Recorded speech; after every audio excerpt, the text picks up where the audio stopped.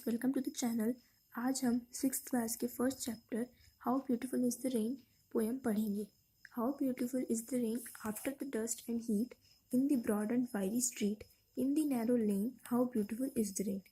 Poet कहते हैं कि how beautiful is the rain, कि रेन कितनी ज़्यादा खूबसूरत है। गर्मी के दिनों के बाद जब बारिश आती है तो हर जगह खुशी का माहौल होता है, हर जगह मौसम अच्छा होता है और लोग उसको बहुत ज़्यादा इंजॉय करते हैं। After the dust and heat, after the dust सारी गर्मी के मौसम में हर तरफ धूल और गर्माहट होती है। In the broad and fiery street, fiery मतलब होता है तपती हुई बिल्कुल गर्म, तो इन द ब्रॉड मतलब चौड़ी और गर्म बिल्कुल तपी हुई सड़कों में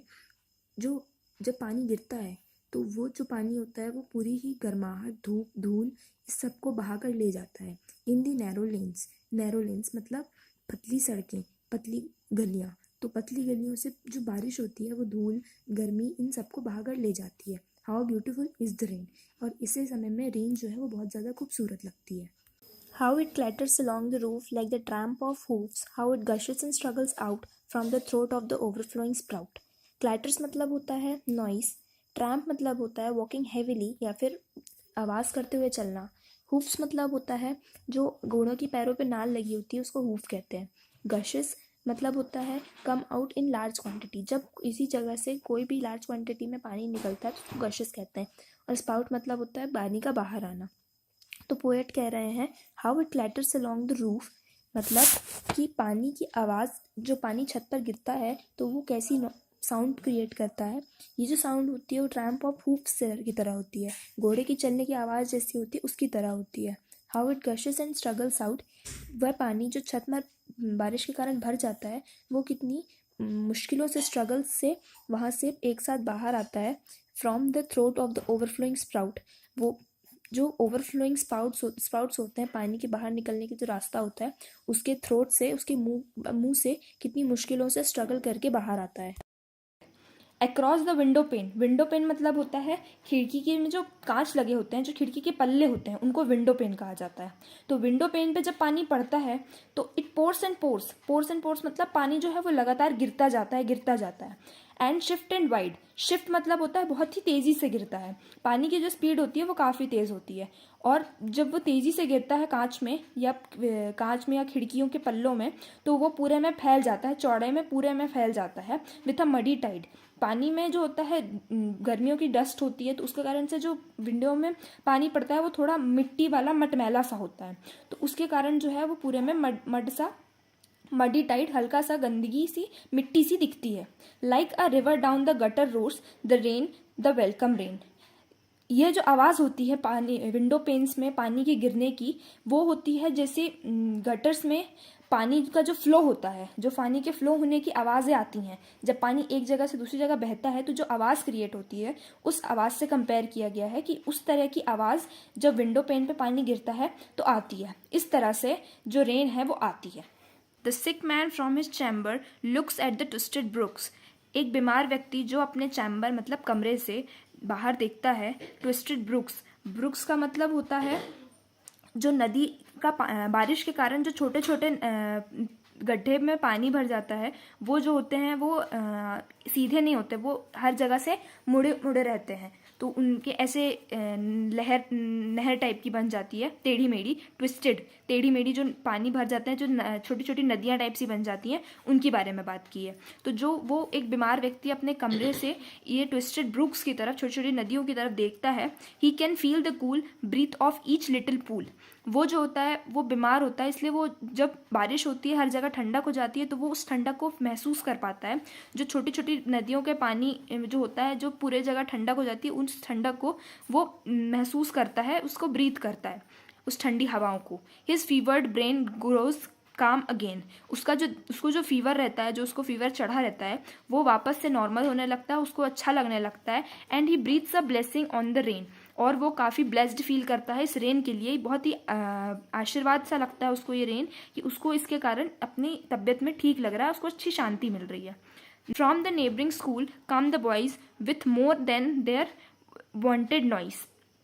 अब वहीं पे पड़ोस में एक स्कूल होता है, एक नेबर में स्कूल होता है, जहाँ से जो लड़के होते हैं वो बाहर आके, जैसे छुट्टियों के टाइम पे सारे छुट्टी होती है स्कूल की तो बच्चे सारे हल्ला करते हुए बाहर आते हैं, वैसे ही वो भी बाहर आते हैं। पर जिस दिन बारिश होती है उस दिन जो नॉर्मल वॉइस होती है, वांटेड मतलब होता है यूजुअल, जो नॉर्मल वॉइस, नॉर्मल बारिश होती है, नॉर्मल आवाज़ होती है, हल्ला होता है जो, उससे ज़्यादा, with more then wanted noise, उससे ज़्यादा हल्ला होता है। एंड कॉमोशन, कॉमोशन मतलब होता है वही कि जो बच्चों की आवाज़ होती है, हल्ला होता है, उसी को कॉमोशन कहते हैं। तो और जो वही कॉमोशन रहता है। And down the wet streets sail their mimic fleets, और जब बारिश होती है तो नदियों, सड़कों से जो पानी बहता रहता है उसमें वह अपनी छोटी छोटी बोट्स, मिमिक फ्लीट्स मतलब होता है एक तरह से शिप या बोट, तो वो अपनी शिप या बोट जो होती है उसको तैराते हैं उस छोटी छोटी नदियों में, छोटे छोटे पानी के जो गड्ढे बन जाते हैं उनमें। Till the treacherous pool engulfs them in the reeling and turbulent ocean. Till the treacherous pool, treacherous मतलब होता है खतरनाक, जो बड़े बड़े पानी के गड्ढे हो जाते हैं, वो जो होता है, यहाँ पे बात की गई है उसकी बोट की जो कि पानी में तैर रही है, उसके लिए जो बड़े बड़े गड्ढे होते हैं पानी के वो बहुत खतरनाक से होते हैं कि अगर वो गड्ढों में जाएगी तो बहुत ही बहाव बढ़ेगा, इस कारण से वो पेपर की बोट है इसलिए वो डूब जाएगी। तो वही कहते हैं कि वो जो बोट है वो तब तक तैरती है जब तक वो बड़े बड़े ट्रेंचेस पूल्स में नहीं पहुंच जाती, खतरनाक पूल्स में नहीं पहुंच जाती, जहाँ पर जो पानी होता है उसको इनगल्फ कर लेते हैं, इनगल्फ मतलब पूरा अपने अंदर समा लेता है। देम इन इट्स व्रिलिंग, व्रिलिंग मतलब होता है पानी का तेज जो घुमाव होता है उसको कहते हैं। तो जो पानी का तेज बहाव होता है उसमें जो होती है बोट वो जाके डूब जाती है, समा जाती है, और एक बोट के लिए बड़ा सा पानी का गड्ढा जो है वो एक ओशन के बराबर है, एक समुद्र के बराबर है, वैसे ही वहाँ जाके ये बोट जो है वो डूब जाती है। आगे पोएट कहते हैं, in the country on every side where far and wide like a leopard tawny and spotted hide stretches the plain to the dry grass and dried grain, how welcome is the rain.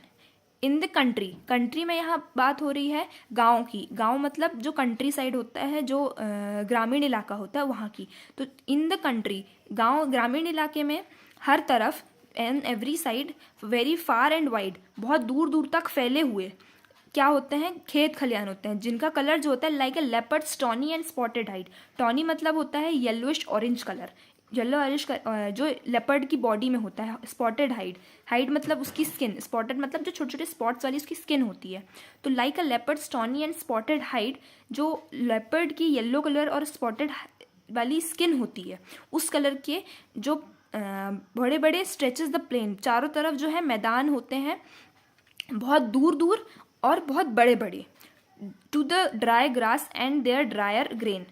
और जो वो खेत होते हैं वहाँ पर जो होती है वो क्या होती है, सूखी घास होती है, क्योंकि गर्मी का मौसम होता है तो जो घास होती है वो सूख जाती है काफ़ी हद तक, और जो ड्रायर ग्रेन होती है और सूखी हुई जो फसल होती है, जो फसल सूखने के कगार पे होती है वो होती है। तो जब यहाँ बारिश पड़ती है तो जो कलर होता है उस ड्राई ग्रास का वो भी और भी खिल के आता है और चारों तरफ एक अच्छा माहौल बन जाता है, शांति भरा माहौल मिल जाता है। How welcome is the rain, इसी के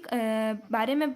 पोएट कहते हैं कि how welcome is the rain, rain कितनी अच्छी, कितने अच्छे से आती है और कितना अच्छा चारों तरफ माहौल कर देती है। In the furrowed land the toilsome and patient oxen stand lifting the yoke encumbered head with the dilated nostril spread. In the forward land, forward मतलब होता है बड़ा सा कुंड या बड़े बड़े गड्ढे, या आप ऐसा भी कह सकते हैं कि जो खेत ऑक्सन होते हैं, जो बैल होते हैं, उनके जो उनके जब वो जुताई करते हैं खेत में उसके बाद जो जैसा ज़मीन हो जाती है उसको फॉरवर्ड लैंड कहेंगे। तो ये फॉरवर्ड लैंड पे जो the toilsome and patient oxen stand, जो फॉरवर्ड लैंड पे जो जुताई वाले खेत पे जो मेहनती, टॉयलसम मतलब होता है मेहनती और पेशेंट मतलब होता है धैर्यवान। तो टॉयलसम परिश्रमी मेहनती और एक शांत स्वभाव का जो ऑक्सन बैल होता है वो वहाँ पे खड़ा होता है, कहाँ पर, जो जुताई वाला खेत होता है। Lift in the yoke encumbered head, yoke मतलब होता है जो बैल की जुताई के लिए हल फंसाने के लिए जो एक उनके गले में बांधा जाता है उसको यॉक कहते हैं, जो काफ़ी भारी होता है। तो वही कह रहे हैं कि पोएट की lifting the yoke encumbered head, जो ऑक्सन होते हैं वो वहाँ पर भारी भरकम बोझ लेके खड़े रहते हैं, with their dilated nostrils spread, और जो उनकी नोस्ट्रल्स मतलब होती है नाक, तो उनकी जो बड़ी डायलेटर मतलब होती है बड़ी, तो उनकी जो नाक होती है वो अपनी नाक से उनकी जो बड़ी नाक होती है वो उसको फैलाते हैं एंड दे साइलेंटली इनहेल, और वो धीरे धीरे सांस लेते हैं। The clover scented gale, poet कहते हैं कि जो बैल है, जो ऑक्सिन है, वो अपनी नाक को बड़ा करता है और धीरे से सांस अपने अंदर लेता है, क्योंकि सारा मौसम जो होता है वो ठंडा हो जाता है, तो उसको भी एक ठंडक सी लगती है, उसको भी मौसम में एक अच्छी स्मेल लगती है। The clover scented gale, clover एक फ्लावर होता है जिसकी स्मेल जो होती है वो बारिश के मौसम में काफ़ी आती है, बारिश में, तो उसी के बारे में बात की गई है कि जो क्लोवर सेंटेड गेल होती है, गेल मतलब तेज़ हवाएं, तो जो हवाओं में क्लोवर की स्मेल होती है उसको वो महसूस करता है और स्मेल करता है। And the vapours that arise from the well watered and smoking soil, और जो वेपर्स उठती हैं, जो वेपर्स बारिश के कारण चारों तरफ मॉइस्चर होता है, तो जो वेपर्स उठती हैं, वेपर्स मतलब होता है पानी की भाप, तो भाप जो उठती है हर जगह, जो कि स्मोकिंग सॉइल मतलब होता है जब पानी पहली बारिश होती है तो जो एक मिट्टी की जो खुशबू आती है उसके बारे में बोल रहा है कि जो बैल होता है वो उस मिट्टी की खुशबू को स्मेल करता है, उसको इंजॉय करता है। From this rest in the furrow after toil, और जो बाकी का खेत बचा होता है, फॉरो मतलब जुताई वाला खेत था, तो जो फॉरो के लिए जो जोतने के लिए खेत बचा होता है, मेहनत जो उनकी मेहनत के बाद जो खेत मेहनत करने के बाद भी जो खेत बचा रहता है उसको देखकर their large and lustrous eyes, उनकी जो बड़ी बड़ी चमकीली आंखें होती हैं वो उनको बड़ा करते हैं और ऐसे बिहेव करते हैं, जैसे ऐसे शो करते हैं जैसे वो भगवान को शुक्रिया कह रहे हो। Seems to thank the Lord, जैसे वो भगवान को शुक्रिया कर रहे हैं। More than man's spoken words, और वो बोल तो सकते नहीं, तो वो अपनी आंखों को बड़ा करके चमकीला बना के भगवान को थैंक यू कहते हैं। वो और उनके जो थैंक यू कहने का तरीका होता है वो किसी भी व्यक्ति के, किसी भी मैन के स्पोकन वर्ड्स कहे गए शब्दों से ज़्यादा अच्छा होता है। Near at hand from under the sheltering trees the farmer sees his pastures and his fields of grain. As they bend their tops to the numberless beating drops of the incensed rain, he count it as no sin that he sees therein only his own thrift and grain. Pastures मतलब होता है जानवरों को खिलाने का चारा, इंसेंट मतलब होता है जो जल्दी रुकता नहीं है, और थ्रिफ्ट मतलब होता है फ़ायदा। पोएट कहते हैं थोड़ी ही दूरी पर एक पेड़ है जो लोगों को छाया देता है, उसी के नीचे एक फार्मर खड़ा हुआ है जो अपने जानवरों को खिलाने के चारे को और अपने खेतों को देख रहा है। As they bend their tops to the numberless beating drops, जब बारिश की बूंदें गिरती हैं तो जो फसलें होती हैं उनके जो ऊपर वाला पोर्शन, जो टॉप का पोर्शन होता है, वो बारिश की बूंदों के कारण थोड़ा सा झुक जाता है। ऑफ द इंसेंट रेन, जो लगातार बारिश हो रही है उसके कारण जो उनकी फसलें के टॉप होता है वो झुक जाता है। He counted as no sin that he sees therein only his own thrift and gain, वो इसको जो फार्मर है वो इसको एक पाप की तरह नहीं मानता, बुरा नहीं मानता, क्योंकि इसमें उसका ही फ़ायदा है, क्योंकि बारिश के कारण जो फसलें हैं उनमें अच्छा पानी जाएगा, जिसके कारण जो फसल है वो और अच्छी होगी, जिससे उसे ज़्यादा मुनाफा होगा। So this was the poem how beautiful is the rain. Now we will meet in our next video. Thank you.